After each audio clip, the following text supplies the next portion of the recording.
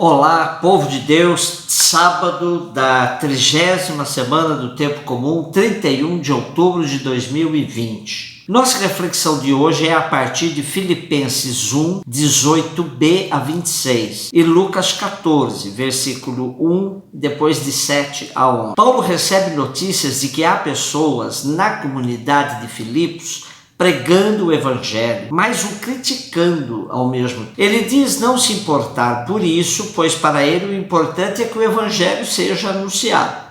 Ele reconhece que sua vida é importante para a comunidade, pois serve de referência do autêntico evangelho, mas ao mesmo tempo afirma que a morte que ele pressente estar bem próxima se constitui num lucro para ele.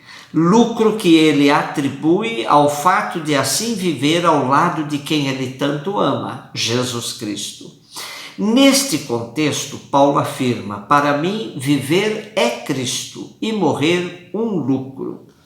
A motivação que ele apresenta para seguir vivendo nos chama atenção e nos leva a questionar também o sentido que damos à nossa vida. Para Paulo, seguir vivendo só tem sentido se for para ser útil à comunidade. Isso era tão forte em sua vida que o levava a uma dúvida. Dizia ele: estou pressionado dos dois lados. Tenho desejo de partir e estar com Cristo, já que isto seria muitíssimo melhor. Mas continuar a viver é mais necessário por causa de vós. Essa dúvida poderia ser generalizada a todos os cristãos. Não temer a morte, pois isso nos aproximaria definitivamente de Cristo, e se for para viver, que seja para servir. Assim Paulo conclui: e é confiado nisto que eu sei que ficarei e continuarei junto de vós, para o progresso e a alegria de vossa fé,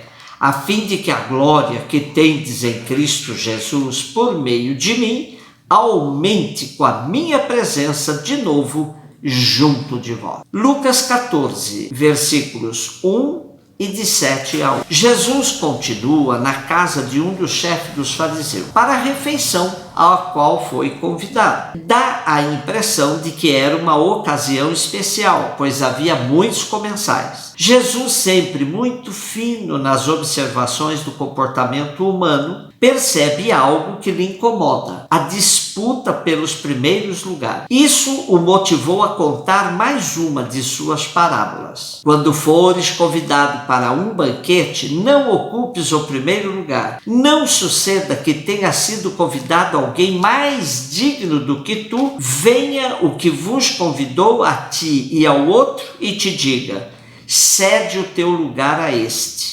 Ficarias envergonhado e passarias a ocupar o último lugar. Mas quando fores convidado, senta-te no último lugar. E assim, quando vier o que te convidou, há de dizer: amigo, vem mais para cima. Então isso será uma honra para ti aos olhos de todos os que estiverem contigo à mesa. Essas atitudes de humildade eram sempre cobradas por Jesus, porque os principais dos fariseus e demais elite judaica manifestavam sempre um comportamento de aparências que merecia de Jesus a qualificação de hipócritas. Em outra ocasião, Jesus falou aos seus discípulos: cuidado com os escribas que fazem questão de perambular com amplas túnicas e de serem cumprimentados nas praças, que gostam dos primeiros assentos nas sinagogas e dos lugares de honra nos banquetes. Eles devoram as casas das viúvas enquanto ostentam longas orações. Vivemos numa sociedade chamada da ostentação, onde as aparências contam muito e os preconceitos crescem assustadoramente. Quantas notícias, sobretudo de mulheres que morreram buscando melhorar seu visual, fazendo procedimentos em clínicas nada seguras, arriscam-se pensando em ficar mais bonita aos olhos dos outros, ao sabor daquilo que a sociedade determina o que é belo, escravas das aparências.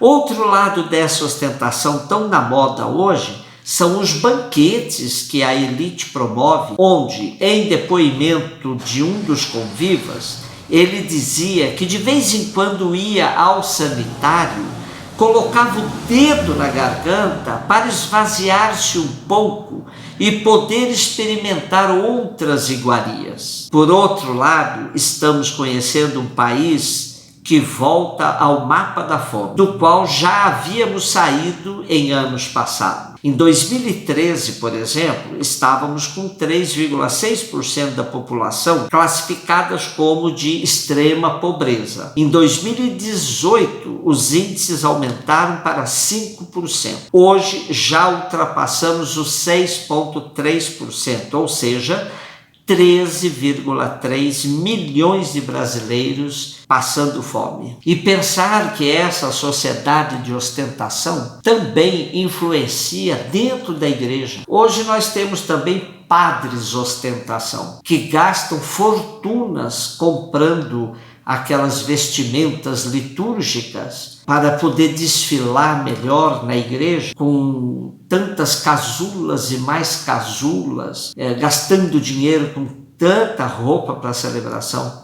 Se a gente lembrar da ceia de Jesus, não tinha absolutamente nada disso, nada de ostentação. Hoje, qualquer banquete no Brasil tem o peso destes milhões de irmãos que passam fome. Não é possível banquetear dessa maneira, sabendo que seus irmãos estão morrendo de fome. Seguramente Jesus estaria de olho não somente naqueles que disputam o primeiro lugar, mas em qualquer um que não tenha a mínima sensibilidade com a realidade brasileira e mundial. Infelizmente, parece que nós nos acostumamos com as injustiças do país e, amortecidos, continuamos apoiando os responsáveis diretos por ela. Nosso texto de hoje termina certamente com um acréscimo posterior, isto é, que não fazia parte da parábola de Jesus, e alguém decidiu que essa frase dava um fecho assertivo ao texto. Todo aquele que se exalta será humilhado,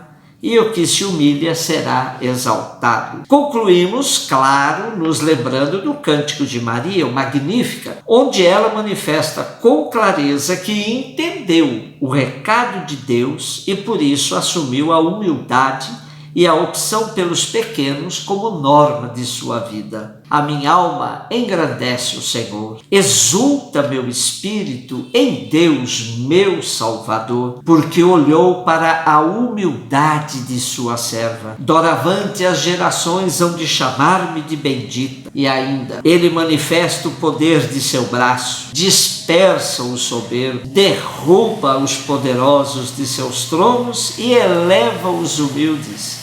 Sacia de bens os famintos, despede os ricos sem nada. Basta de sociedade das aparências e da ostentação, dos banquetes onde se come aquilo que falta na mesa dos pobres. Jesus é muito claro em tudo isso. Um beijo no seu coração.